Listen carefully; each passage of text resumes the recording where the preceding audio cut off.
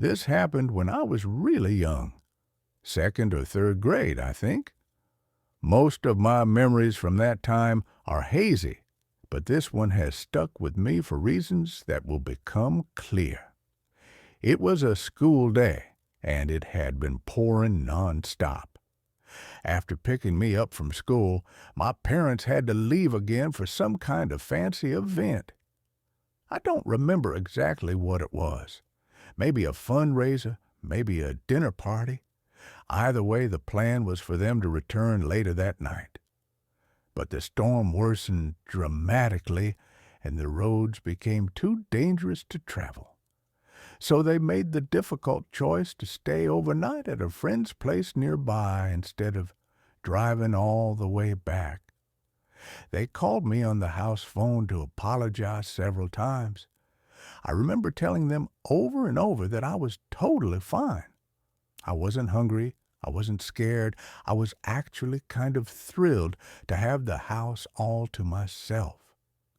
My mom, though, left me with a short list of things to take care of before bed. Make sure all the doors and windows were locked. Leave a light on in the house. Close all the blinds. Pretty standard stuff. At that age, I didn't really grasp why it was such a big deal for me to be home alone. I didn't think anything bad could happen. Honestly, I saw it as a little adventure. No bedtime. No one to stop me from eating as much candy as I wanted. There wasn't a TV in my bedroom, so I stayed in the living room, curled up on the couch watching cartoons. I figured I'd do everything my mom asked just before going to bed. The thing is, I didn't plan on falling asleep. But eventually, the sugar rush wore off, and I drifted off without meaning to.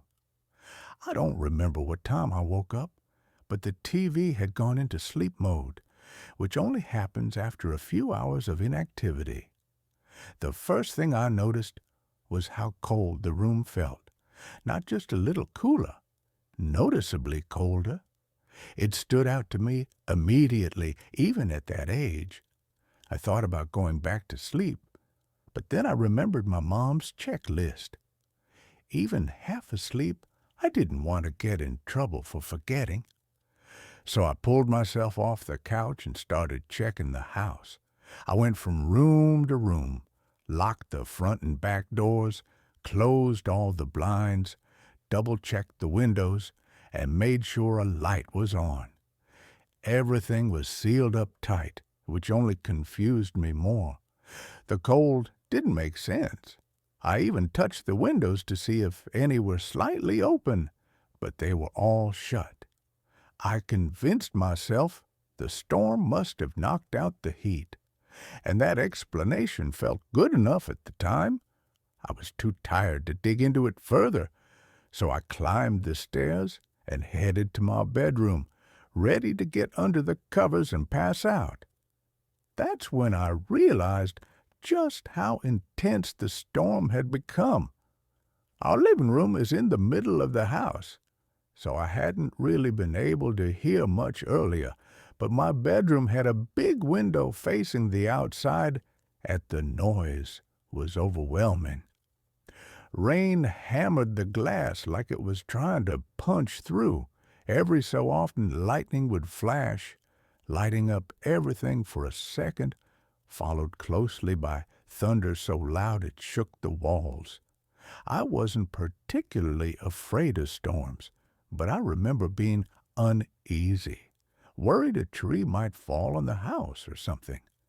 As I lay there trying to fall asleep, I began hearing strange creaking sounds. At first, I thought it was just the storm messing with the house, maybe the wind pushing against the walls. But it didn't quite match the usual storm sounds. The weird thing was, it sounded like wood shifting. But my bedroom had carpeted floors. That's what kept me awake, not the storm. That odd, persistent creaking. Eventually, curiosity, or maybe unease, got the better of me. I sat up and glanced around, trying to isolate the noise. I strained my ears, blocking out the storm as best I could, trying to focus. A flash of lightning lit the room for a heartbeat, and everything looked normal. But then my eyes landed on the only wooden thing in the room. The closet. Darkness again. Then another flash. And in that brief second of illumination, I saw it. The closet door was cracked open. It had been shut earlier. I was certain of it. Something had moved it. Someone or something was in my room. I didn't scream. I didn't make a sound. I just slipped out of bed as silently as I could and crept to the door. That short distance felt like it took forever. Once I was out, I rushed downstairs and crawled under the dining room table. Only then did I start to cry. I was terrified and completely alone. I knew how serious this was. Someone had broken in, and my parents were too far away to come help. I don't know how long I stayed there, but at some point I heard footsteps descending the stairs. I froze. I didn't dare breathe. They didn't sound normal. They were erratic, like someone stumbling or hopping from step to step. The steps got closer. They were heading straight toward the dining room, right toward me. Then I saw them. From my hiding spot under the table, I could only see from the knees down. 2 bare feet, caked in mud and rainwater. The skin had a strange yellowish tint, and the legs were covered in scratches as if they'd run through a field of thorns. I couldn't tell if they were a man's or a woman's legs. They looked distorted, almost wrong. Whoever it was wobbling like they could barely stay on their feet. Then, suddenly, they dropped something. A wrench. It hit the floor with a loud clang, and I swear I had to physically force myself not to scream. If they bent over to grab it, they'd see me. There'd be no hiding. But they didn't pick it up. They just stood there, unmoving, as if deciding what to do next. I held my breath so long my chest ached. Finally, they turned and walked away.